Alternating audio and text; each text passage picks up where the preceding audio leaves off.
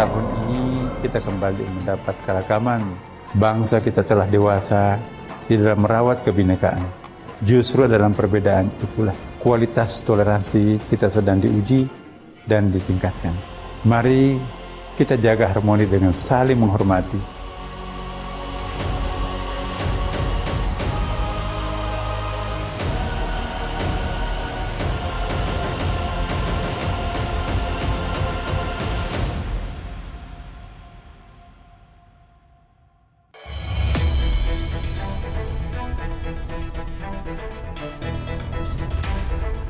Selamat malam.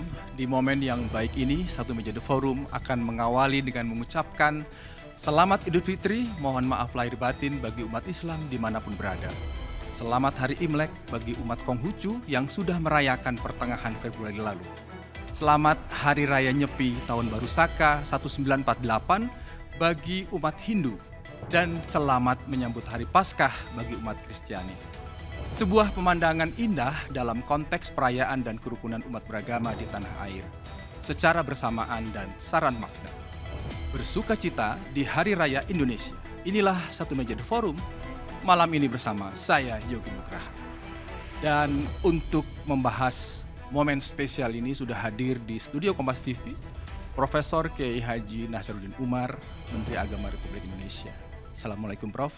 Waalaikumsalam warahmatullahi wabarakatuh. Minal aidin wal faidin, mohon maaf lahir batin, semoga amal ibadah kita diterima Allah Subhanahu wa taala. Amin. Terima kasih. Sehat Prof?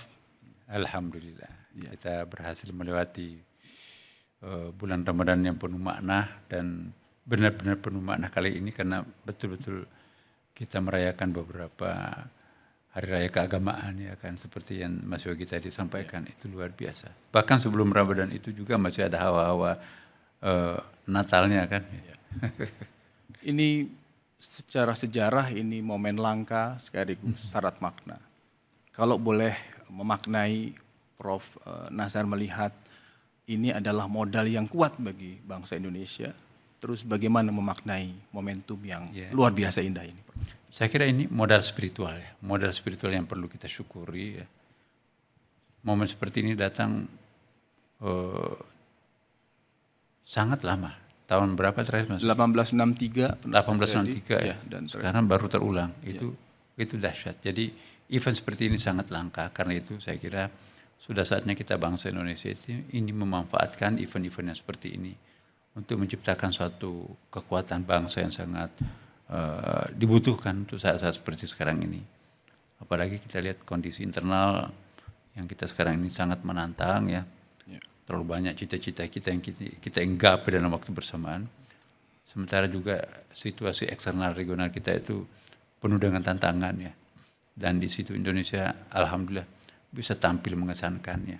Penampilan-penampilan Indonesia di mata dunia sekarang sudah sedemikian kuat ya, sedemikian hebat ya, kita harus akui itu. Tapi juga stabilitas internal di negeri kita ini pun juga alhamdulillah. Kita bersyukur kalau kita bandingkan dengan beberapa negara-negara dan bangsa-bangsa yang lain. Saya kira Indonesia harus bersyukur. Dan modal spiritual ini mudah-mudahan mengajak kita untuk lebih banyak mensyukuri nikmat Tuhan ya kan. Syukur itu kan bukan sekedar tahmid. Tahmid itu hanya memuji secara lisan. Tapi kalau syukur itu ada action. Berbagi kepada mereka yang membutuhkan. Nah kalau ini semuanya mampu memancing kita, memicu kita untuk berbagi kepada yang mereka membutuhkan, mungkin sedikit artinya buat kita, tapi besar artinya buat mereka. Nah itulah hebatnya, dan itu efek Ramadan yang kita harus wujudkan di luar Ramadan. Baik. Saya ingin bukan menarik kesimpulan, yang Prof sampaikan adalah modalitas spiritual yang tadi cukup baik, langka, dan bisa dibilang 160 tahun yang lalu terjadi. Itu adalah jadi benteng pertahanan kita ketika situasi dinamika global dan tekanan geopolitik yang dihadapi bertubi-tubi. Itu bisa menjadi benteng yang kuat. Bisa disampaikan seperti itu, Bro? Iya, saya kira betul. Ya. Kita juga perlu modal sosial ya, untuk menyelesaikan persoalan-persoalan sosial. Kita juga perlu modal dalam bentuk uang yang banyak untuk menyelesaikan persoalan-persoalan terkait dengan uang. Dan kita juga perlu modal spiritual untuk sesuatu yang lebih global dan lebih makro dan lebih mendasar. Nah, Tuhan menganugerahkan kita hari raya yang hampir bersamaan dalam kondisi seperti sekarang ini. Itu harus kita maknai sebagai sesuatu yang sangat positif, dan itu adalah hadiah Tuhan untuk bangsa Indonesia. Saya jadi ingat ketika Prof. Nasar waktu itu mau inisiasi soal jembatan Istiqlal dan katedral. Iya. Kan saya melihatnya bahwa ini adalah titik temu moderasi beragama antara nilai kebangsaan, dalam konteks ini negara, dengan nilai keagamaan. Negara memfasilitasi dan kemudian umat agama menyikapi dengan baik. Sebetulnya apa yang ingin disampaikan? Saya sedikit tarik ke belakang dari jembatan ini. Memang agak sedikit kontroversi, tapi sesuatu yang kontroversi itu kadang-kadang diperlukan. Ya. Ngapain sih kita bangun jembatan? Cuma 30 meter kok. Bisa jalan kaki, bisa sabar sedikit kalau ada mobil lewat, ya itu kan juga bukan jalur yang sangat padat ya kan. Kenapa harus membangun lagi dengan anggaran yang besar seperti itu? Jadi banyak teman-teman yang tidak setuju ya. Tapi saya mencoba meyakinkan Bapak Presiden, Pak Jokowi pada waktu itu. Bapak Presiden, yang kita akan bangun bukan sekedar terowongan yang menghubungkan dua rumah ibadah.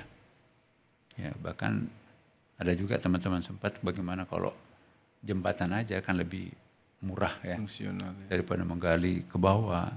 Kebetulan di bawah jalanan itu ada pipa raksasa ya, pipa air minum yang dibangun zaman Belanda, diameternya 100 meter, 100 sentimeter ya, besar sekali. Terpaksa kita harus menggali gak ke bawah ya kan. Tapi ada hikmahnya ya, karena kita menggali ke bawah berarti kan tembus dengan dua lantai basement Istiqlal itu kan. Karena Istiqlal itu kan tadinya kan gak ada tempat parkirnya. Yeah. Nah, kalau hari Jumat itu motor itu macet semua jalan di sekitar Istiqlal itu.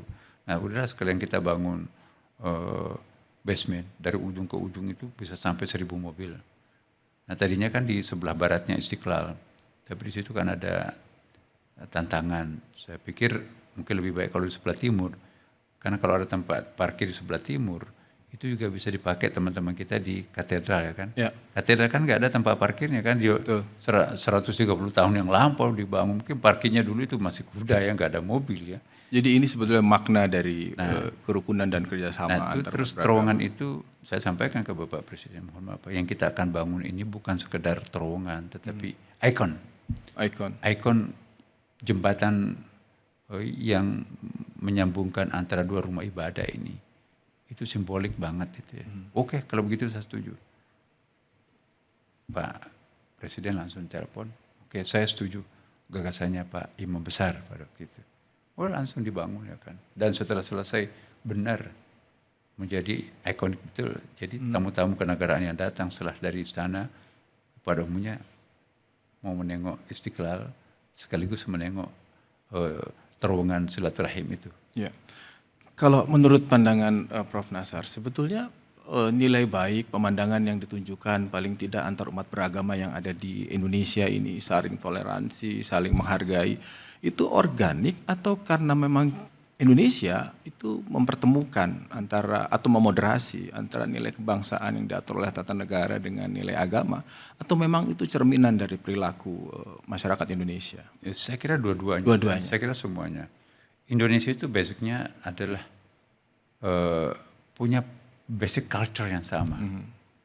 Karena basic culture kita itu adalah sama-sama sebagai maritime culture. Maritime culture itu artinya masyarakat yang dipertemukan oleh pantai itu biasanya lebih egaliter daripada continental culture. Continental culture itu kan biasanya egaliternya itu kurang. Bahkan yang muncul itu adalah strukturnya, kasta-kastanya ya. Karena masyarakat daratan itu kan ada rajanya, kemudian juga ada sampai yang paling bawah kan. Tapi kalau di masyarakat pantai, masyarakat maritime culture-nya itu di mana ada pantai, di situ bebas kita parkir perahu.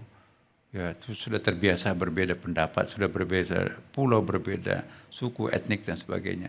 Jadi sudah terlatih menjadi hidup di tengah perbedaan macam-macam. Maka itu maritime culture itu jauh lebih soft, jauh lebih terbuka, jauh lebih egaliter daripada continental culture. Jadi itu modal dasar yang kita miliki sebetulnya. Ditambah lagi dengan adanya ikonik-ikonik seperti ini, itu akan tambah memperkuat lagi kan. Jembatan penyeberangan itu, maka itu kami istilahkan di Istiqlal itu, kami tidak pernah mengatakan kami berseberangan dengan katedral. Ya. Tapi kami bertetanggaan dengan Istiqlal. Memilih kosakata saja itu kan mempunyai makna psikologis ya kan. Kalau kami berseberangan berarti di sana dan di sini beda ya. Tapi kalau kami bertetanggaan itu ada hubungan silaturahmi yang sangat dalam kan. Memilih kosakata saja itu punya dampak psikologis. Jadi jangan pakai istilah kami berseberangan, walaupun itu faktanya memang secara kan? fisik berseberangan. Tapi kita pakai kita bertetanggaan. Ini soal sensitivitas dan pemaknaan toleransi sesungguhnya ya Prof. Jadi bahasa itu punya culture di belakangnya. Nah kita di Indonesia itu salah satu keunggulannya selalu menggunakan bahasa principle of negation, principle of identity, bukan principle of negation. Kalau prinsip negasi selalu membedakan, selalu mempertentangkan. Tapi kalau budaya maritim itu selalu melihat titik temunya. Nah, prinsip entity-nya itu, identitinya yang lebih dominan. Nah seperti Indonesia kan Bhinneka Tunggal Ika. Orang lain mungkin hanya bisa mengucapkan Bhinneka Tunggal Ika, tapi mereka nggak bisa mempraktekkan seperti Indonesia kan. Kalau boleh saya berikan satu contoh misalnya, banyak negara, sebutlah misalnya Afghanistan, hanya 7 etnik di situ kan. Bahasanya sama, etniknya, basicnya sama ya. Tapi alhamdulillah kita lebih membuktikan Bhinneka Tunggal itu lebih gampang di Indonesia daripada teman-teman kita di sana. Itu barangkali modal dasar yang secara historis tadi sudah dipaparkan oleh Prof. Nasar, dan kalau agak sedikit tarik ke belakang, awal penentuan Ramadan, satu Ramadan yang berbeda, tetapi makin kesini, itu bukan kali pertama tahun ini, tetapi makin kesini makin ada kesadaran publik. Prof melihat ini sebuah kemajuan dalam konteks pemahaman kedewasaan antar umat atau bagaimana? Kalau saya melihat ada sebuah kematangan. Kematangan beragama itu akan mengecilkan arti sebuah perbedaan, tapi membesarkan arti sebuah persamaan. Ya, orang yang arif itu, ya, bukan selalu mencari perbedaan satu sama lain, tapi selalu mencari titik temu. Nah, cara pandang bangsa Indonesia itu selalu titik temu ya. Principle of identity-nya selalu dominan, bukan principle of perbedaannya. Negasi membedakan. Ya, jadi inilah Indonesia sebetulnya. Sama-sama pernah dijajah sekian lama oleh penjajah asing. Ya kan? Itu persamaan historis itu juga membentuk suatu akumulasi psikologis yang sangat dalam. Ya. Walaupun kita berbeda warna kulit, walaupun berbeda waktu, walaupun berbeda pulau, walaupun berbeda budaya, tapi rasa kebersamaan pernah dijajah oleh penjajah sekian lama. Tentu ada rasa kebersamaan yang sangat kuat ya kan. Saya ingin saya buktikan satu contoh ketika saya hadir dalam suatu acara di Papua ya. Ya, Papua dengan Aceh itu sangat jauh ya kan. Di situ ada Timur Barat. Ternyata teman-teman di situ di gereja itu ikut membantu teman-teman saudaranya yang ada di ujung Sumatera itu kan. Jauh sekali itu antara Papua dengan Aceh. Tapi ada solidaritas. Nah ini bangsa Indonesia, saya sangat terharu, Masya Allah. Antara Papua dengan Aceh, jaraknya sangat. Secara geografis jauh, secara kultur juga mungkin. Bahkan juga agama ya kan. Ya, berbeda agama. Tapi rasa kebersamaan itu luar biasa. Banyak orang mengatakan bahwa perayaan Imlek tahun ini lebih marak dan tidak pernah semarak seperti semaraknya tahun ini, yang bisa kita lihat tanda-tanda dan simbol-simbol yang bertebaran di seluruh lapisan masyarakat bangsa Indonesia. Ini pertanda bahwa masyarakat memberikan pengakuan yang luas terhadap Konghucu sebagai sebuah agama.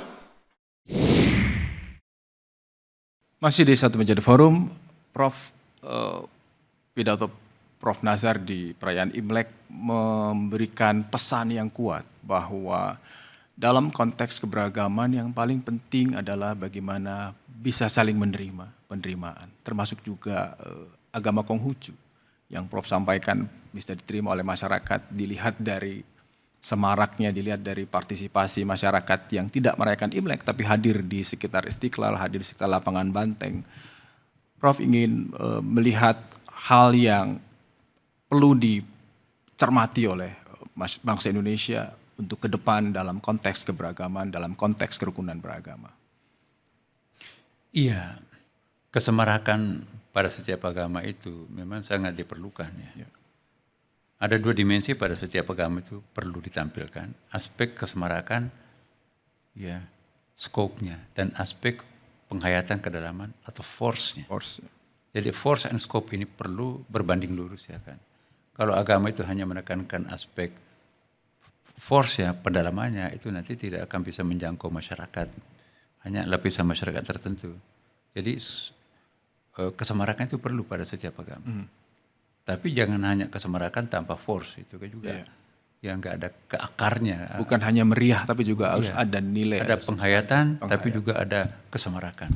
Perkawinan antara kesemarakan dan pendalaman penghayatan makna, itu fungsinya agama itu untuk menciptakan shock terapi, melahirkan suatu keluhuran budi pekerti, melahirkan wisdom, kearifan yang satu sama lain ya. Jadi hal-hal seperti ini juga semacam shock terapi untuk menciptakan sesuatu yang baru dalam suasana batin setiap anak manusia. Coba kita lihat misalnya di Imlek tahun ini, ternyata inilah yang paling semarak semenjak awal ya bangsa Indonesia ini. Dan kita sangat berbangga ya karena Imlek itu dirasakan milik bersama oleh banyak pihak. Mungkin selama ini ada yang menganggap Imlek itu hari rayanya Konghucu. Tapi ternyata juga teman-teman kita yang beragama Buddha, Hindu, Kristen, Katolik, dan bahkan Islam ya, sama-sama merayakan Imlek itu karena itu adalah tradisi nenek moyang mereka juga kan. Nah jadi bagi mereka yang menganggap itu sebagai budaya, ada haknya di situ. Bagi teman-teman kita yang menganggap itu adalah hari raya agama, itu juga ada haknya di situ. Jadi Imlek betul-betul menghimpun yang berseragam menjadi satu kesatuan. Ya, yang Konghucu oke. Yang menganggap itu adalah tradisi nenek moyangnya juga oke. Dalam hal yang bersamaan, bangsa Indonesia pun juga menampilkan bahwa inilah Indonesia kan. Sampai sekarang ya dandanan Imlek itu masih dipermanenkan karena ini kan bulan suci Ramadan. Saya minta Pak kalau bisa lampu-lampunya itu jangan dibuka dulu sampai selesai Idul Fitri ya kan. Oh masih nyala tuh di sekitar antara Kementerian Agama, Hotel Borobudur dan Istiqlal. Cuman lambang-lambang Imleknya itu diganti dengan bintang bulan sabit gitu ya. Jadi lebaran dekorasi-dekorasi Idul Fitri gitu kan. Nah, jadi tetap tidak perlu kita repot-repot membuat hiasan-hiasan pohon segala macam. Teman-teman itu saja diganti dengan bulan sabit. Jadilah dia hiasan Ramadan. Jadi di sekitar Istiqlal itu banyak sekali yang datang tuh foto-foto. Kenapa? Karena pada nyala semua. Lampu-lampunya, batang-batang pohon itu dihiasi. Kemudian space antara Kementerian Agama, Istiqlal, Borobudur, dan tempat pelaksanaan Imlek itu belum ada yang dibuka. Cuman lambang-lambang itu diganti. Tadinya bundar-bundar Imlek itu kemudian diganti menjadi bintang bulan sabit. Bahkan termasuk di perayaan Idul Fitri juga tidak hanya umat Muslim kan yang meriahkan, tetapi juga hampir semua umat lintas agama. Dan itu menjadi tradisi di Indonesia kan sejak dulu itu Mas. Dan itu makin menunjukkan saling mengundang satu sama lain berkunjung. Kan. Nah, di tengah capaian, di tengah pemandangan yang luar biasa indah, kita juga tidak bisa memungkiri bahwa masih ada beberapa catatan yang menjadi pekerjaan rumah kaitannya dengan kerukunan beragama, kebebasan menjalankan agama sesuai undang-undang. Menurut catatan Kontras ada 32 pelanggaran kebebasan beragama dan berkeyakinan sepanjang Desember 2024-2025. Termasuk salah satunya adalah pelarangan ibadah yang masih juga mendebat soal SKB 2 Menteri dan sebagainya. Tentu ini juga kita harus lihat sebagai realitas yang dihadapi dan menjadi motivasi untuk memperbaiki. Prof. Nazar punya pandangan apa sebagai Menteri? Ya, saya pertama-tama mengucapkan terima kasih dulu kepada rekan kami di Kontras ya. Karena Kontras ini rajin menyuguhkan fakta-fakta yang bagi kami ada yang baru ya. Dan itu penting buat kita, terutama saya selaku Menteri Agama ya. Apa yang disuguhkan oleh teman-teman dari NGO itu harus dianggap sebagai betul PR itu ya. Betul. Tapi kalau kita bandingkan dengan tahun-tahun sebelumnya, yaitu dahsyat ya. Bahkan dalam statistik menemukan bahwa tingkat kerukunan yang paling tinggi nilainya adalah justru tahun pada periodenya Pak Presiden Prabowo ini. Baru 1 tahun ya kan. Memang ada kasus-kasus yang muncul, tapi sesegera mungkin boleh kita bandingkan tingkat penyelesaian satu kasus pada masa Presiden Pak Prabowo dan masa-masa sebelumnya. Banyak tuh presiden sebelumnya ya. Kadang-kadang bermalam sampai 1 bulan, 2 bulan, 3 bulan, bahkan ada tahunan belum selesai. Nah, alhamdulillah yang muncul pada saat ini bahkan ada sampai tidak bermalam, ada 4 kasus itu tidak sampai nginep, kami turun dan kami ajak para pihak itu untuk berdamai pada seketika itu juga. Nah, jadi selesai dalam waktu yang sangat singkat. Jadi, faktor apa yang membedakan? Enggak tahu, selesai. Mungkin karena keluhuran niat kita ini. Kami tidak mengutus orang, kami sendiri datang. Nah, kebetulan mungkin malam melintang juga saya banyak bergaul dengan mereka kan ya. Jadi begitu saya datang, para pihak itu menganggap saya sebagai teman lamanya kan. Nah, jadi rasa ke-Indonesianya itu muncul. Jadi Indonesia itu melting pot yang sangat istimewa, mampu mempersatukan yang tadinya mungkin yang berfirqah atau berbeda. Nah, jadi saya kok sangat yakin ya bahwa humanity is only one, there is no colors. Kemanusiaan itu hanya satu, gak ada warnanya. Kalau kita bicara tentang hati nurani, semua akan menerima ya kan. Kita nggak ada pretensi macam-macam, kecuali hanya satu. Mari kita bersatu, mari kita bersama, dan kita sama-sama dibuat tenda Indonesia. Ya kita bisa menyelesaikan semua persoalan tanpa menimbulkan persoalan baru ya kan. Moto seperti ini kita lakukan dan alhamdulillah sekarang kita bisa melihat ya kan. Dulu Natal tidak pernah Natal sebersama itu ya. Nah, kemudian juga tidak pernah Imlek menyatu seperti ini.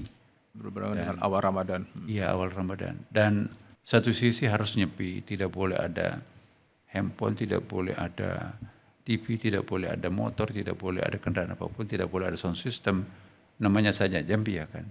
Tapi sisi lain, ya bagi orang yang merayakan Lebaran tanggal 20, berarti tanggal 19 malam itu sudah harus takbir ya kan. Takbir itu syiar. Sementara Hindu itu mau melakukan keheningan, kesunyian, namanya saja nyepih ya kan. Nah, kami terlibat. Bagaimana peranan? Caranya adalah kita kerjasama dengan pemerintah setempat, Pemda ya, Pak Gubernur. Jadi pengaturannya begini. Pukul 6 sore sampai pukul 9 diberi kesempatan untuk takbir bagi yang beragama Islam, tapi di dalam masjid. Di dalam masjid, tidak. Jangan di luar masjid dan tanpa menggunakan pengeras suara. Nah, dan jangan sampai mengganggu tetangga-tetangga masjid itu sendiri.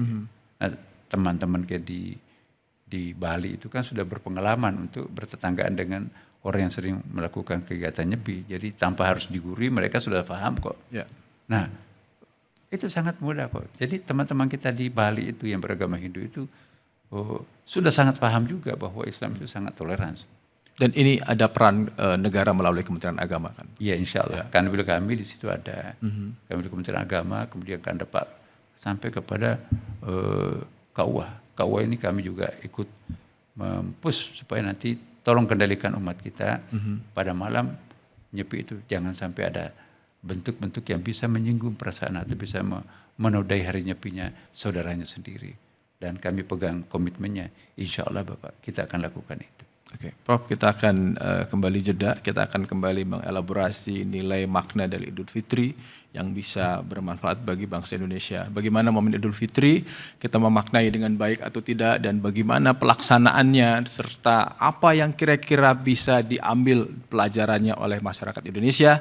Prof, tadi kita sudah membahas betapa banyak sekali makna yang terkandung dari perayaan kebersamaan, sejarah Indonesia, kebaikan masyarakat Indonesia dalam berinteraksi. Tetapi juga kadang-kadang ada pertanyaan dan seringkali itu dilontarkan. Indonesia ini nilai keagamaannya baik, negara dan ulama cukup baik hubungannya dengan pemuka agama cukup baik, nggak kurang-kurang pesantren, nggak kurang-kurang gereja. Tetapi ketika muncul kasus-kasus yang tercela dan itu pasti dilarang oleh agama, kasus korupsi misalnya, kita masih belum juga selesai dengan itu meskipun ada upaya. Profesor punya pandangan apa soal ini? Iya, kalau bahasa agamanya ya, di mana ada kebaikan di situ pasti ada iblis. Di mana ada kebaikan? Iya. Kalau nggak ada kebaikan, nggak perlu iblis hadir. Toh sudah menjadi CS-nya iblis ya kan.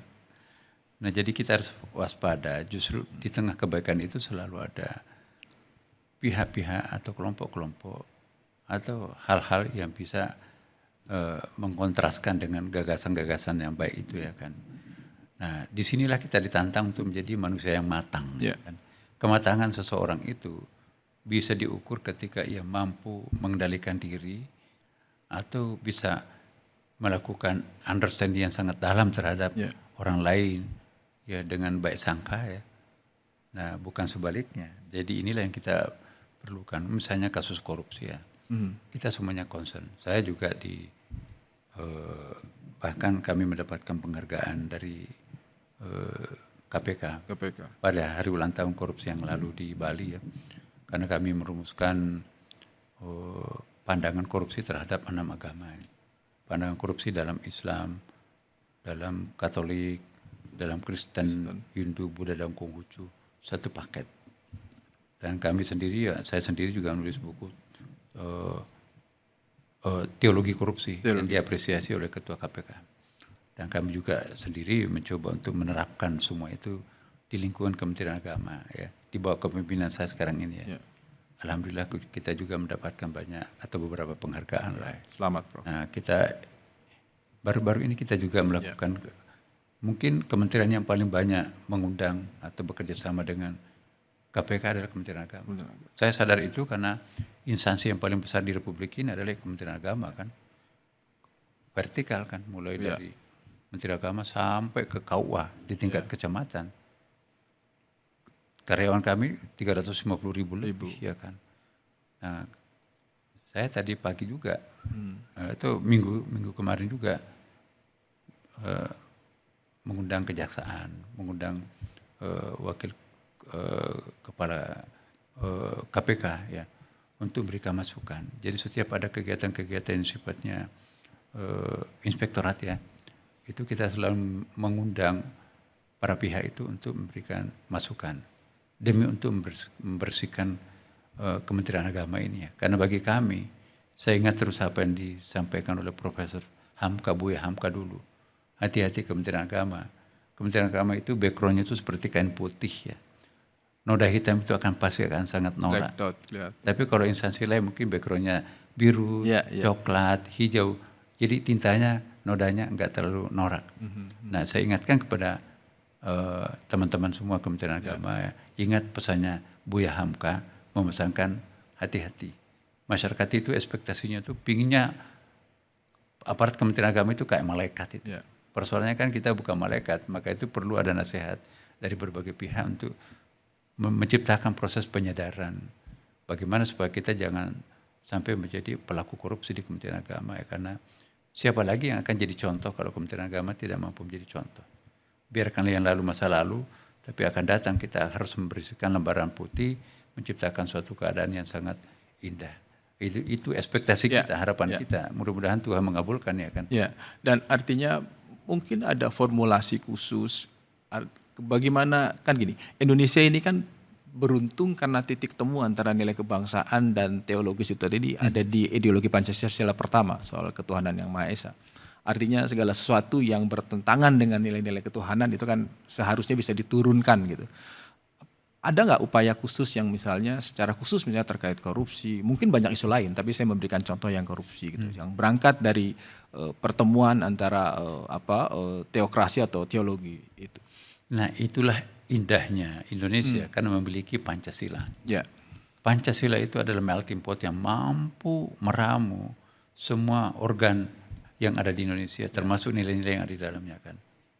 Jadi semua agama di Indonesia, Islam, Kristen, Katolik, ya, Hindu, Buddha, Konghucu, menerima Pancasila sebagai bagian yang integral daripada agamanya itu. Jadi kita bisa menjadi orang Muslim Indonesia 100%, tapi pada saat yang bersamaan kita juga bisa menjadi menerima Pancasila 100% ya kan. Karena nggak ada satupun yang bertentangan dengan Islam. Ternyata juga hal yang sama juga terjadi pada agama-agama lain.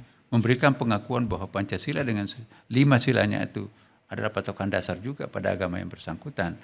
Dengan demikian titik temu yang mempertemukan kita adalah Pancasila ini.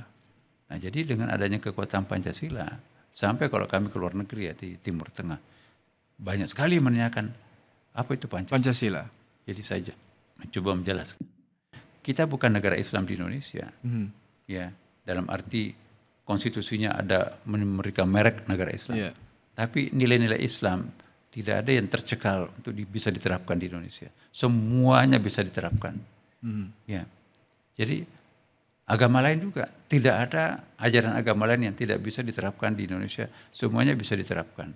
Berarti Indonesia ini adalah suatu danau besar yang mampu menampung semua dan tanpa harus menimbulkan riak-riak satu sama lain. Inilah Prof, indahnya Indonesia. Saya ingin bergeser sedikit, masih terkait dengan ajaran agama, tetapi ada satu contoh solidaritas sosial yang bersumber dari perintah agama namanya zakat. Sampai ke contoh umat Islam. Dalam satu kesempatan Presiden Prabowo bahkan sangat emosional mengucapkan terima kasih atas peran zakat, Basnas. Kita simak dulu sambutan Presiden Prabowo dalam kesempatan bersama Basnas. Anda mewakili bangsa Indonesia, Anda mewakili umat Islam di Indonesia.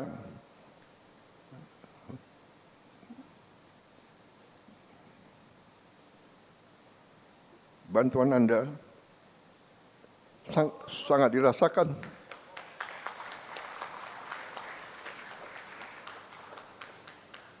Saya terima kasih atas nama pemerintah dan bangsa Indonesia atas bantuan saudara Basnas yang organisir.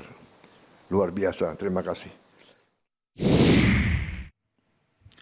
Sebuah ungkapan yang sangat emosional sekaligus memberikan pesan bahwa betapa pentingnya hubungan antara nilai agama dengan nilai kebangsaan. Ini kan Basnas ini kan diatur oleh negara, tapi juga bermanfaat untuk umat.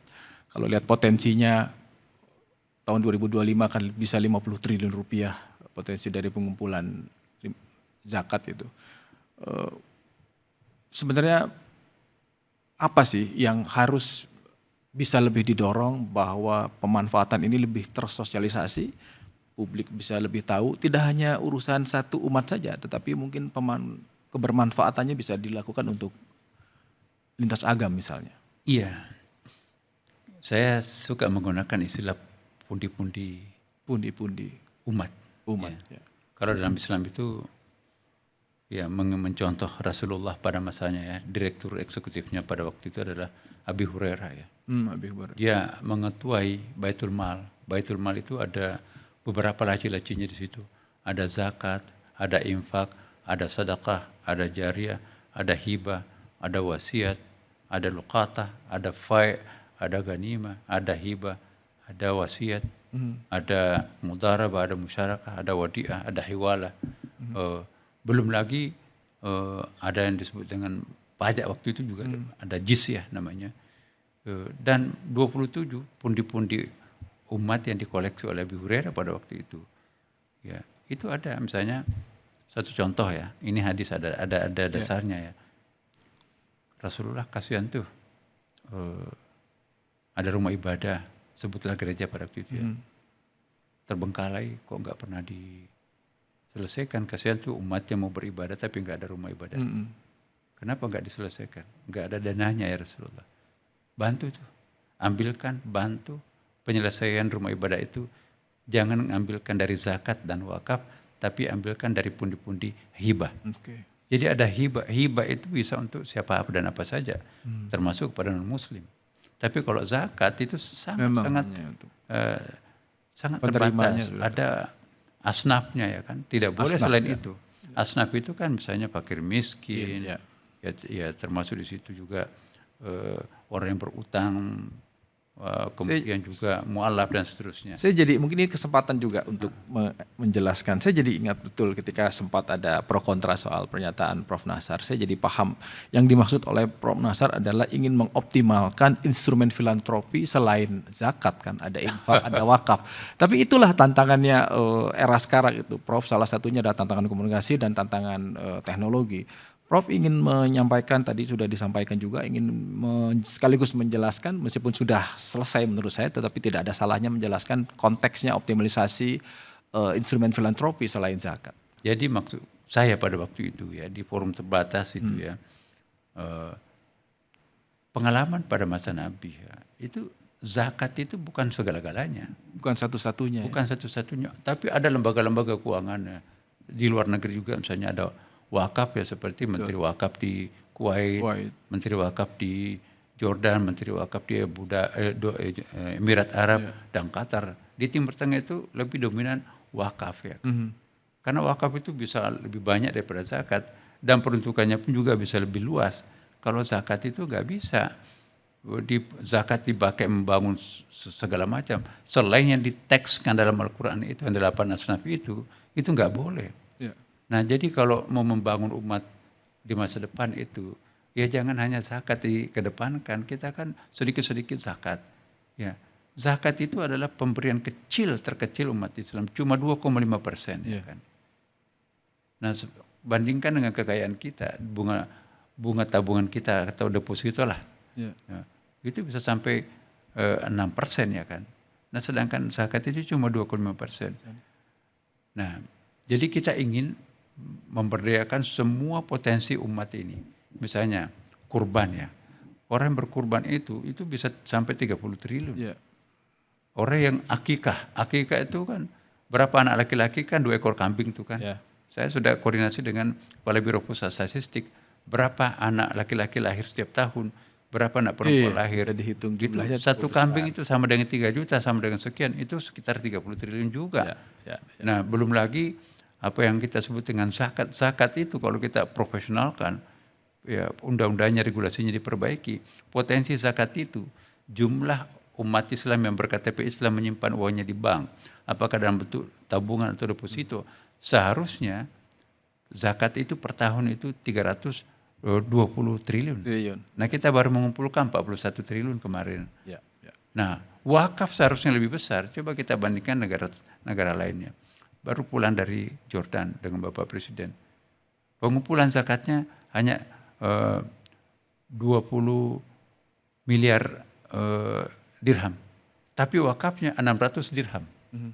Kuwait itu jauh lebih besar wakafnya daripada zakatnya. Kemudian Emirat Arab, Qatar, jauh lebih besar wakafnya daripada zakatnya. Nah, kalau kita hanya mengandalkan pesan yang mau disampaikan oleh itu message yang kita akan pesankan. Tapi itulah.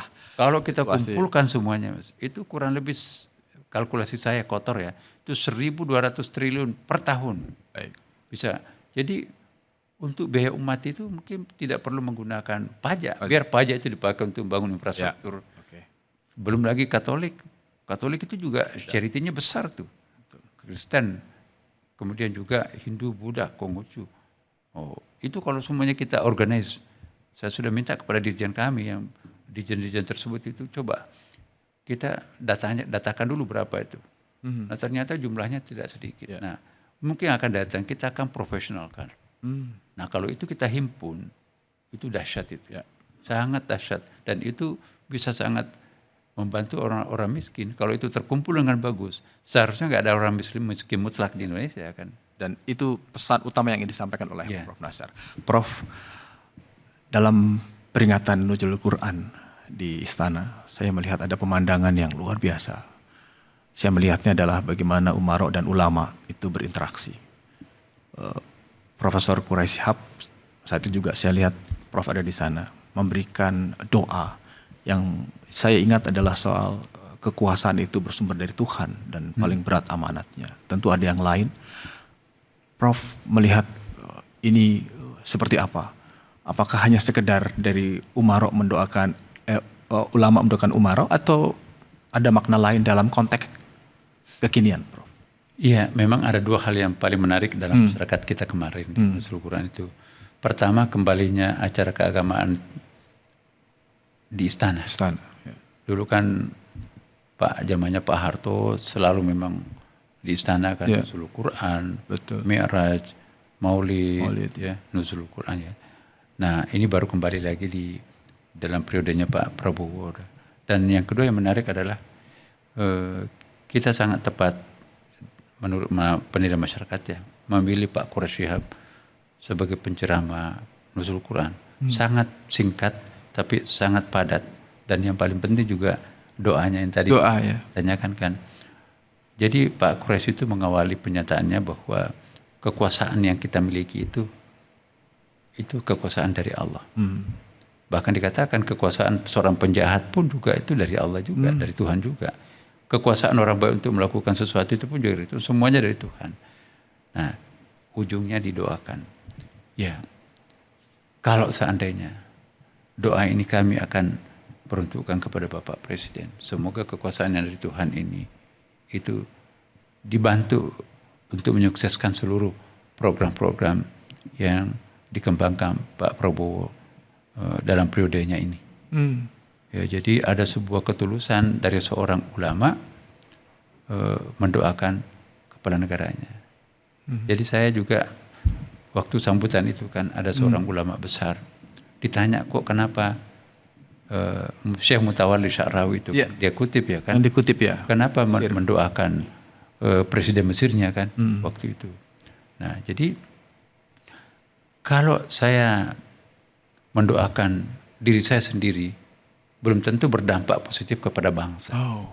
Tapi kalau yang kami doakan pemimpin, maka dampak positifnya akan dirasakan seluruh masyarakat. Maka lebih utama dia katakan begini, seandainya doa saya pasti diterima malam ini, maka yang paling pertama saya akan mendoakan kepala negara. Baru yang lain. Karena kalau kepala negara diterima doa kita, maka akan dirasakan seluruh masyarakat.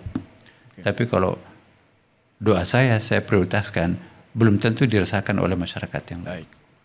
Prof, di akhir sebenarnya masih banyak yang ingin saya diskusikan dengan Prof Naser. Apa yang makna yang harus dibaca dan dicerna oleh seluruh bangsa Indonesia lintas agama atas sebuah peristiwa yang kita bilang langka dan itu harus bisa terimplementasi di kehidupan sehari-hari bangsa Indonesia sehingga tercermin antara bangsa Indonesia yang religiusitasnya cukup tinggi juga tercermin dengan perilaku yang cukup beradab. Iya. Hari raya keagamaan yang beruntun dalam momen yang hampir sama ini itu sesungguhnya adalah bentuk kasih sayang Tuhan untuk bangsa Indonesia ya. Semua umat beragama diminta untuk kembali kepada ajaran dasar keagamaannya masing-masing untuk memperkuat diri dalam menatap masa depan. Apalagi kita umat Islam barusan melakukan Idul Fitri. Id artinya lahir kembali ya kan. Kita reborn sekarang ini. Kita menjadi manusia baru setelah ditempa. Ramadan artinya membakar hangus. Allah sudah membakar hangus seluruh dosa masa depan kita, masa lalu kita ya. Dengan demikian kita menjadi kayaumi waladatsumu, kita seperti bayi yang baru lahir. Jangan kembali menodai dirinya setelah dibersihkan. Yang kedua, semoga energi Idul Fitri ini masih tetap kita bawa sampai mengarungi 11 bulan berikutnya. Akhirnya kita kembali lagi pada bulan Ramadan akan datang.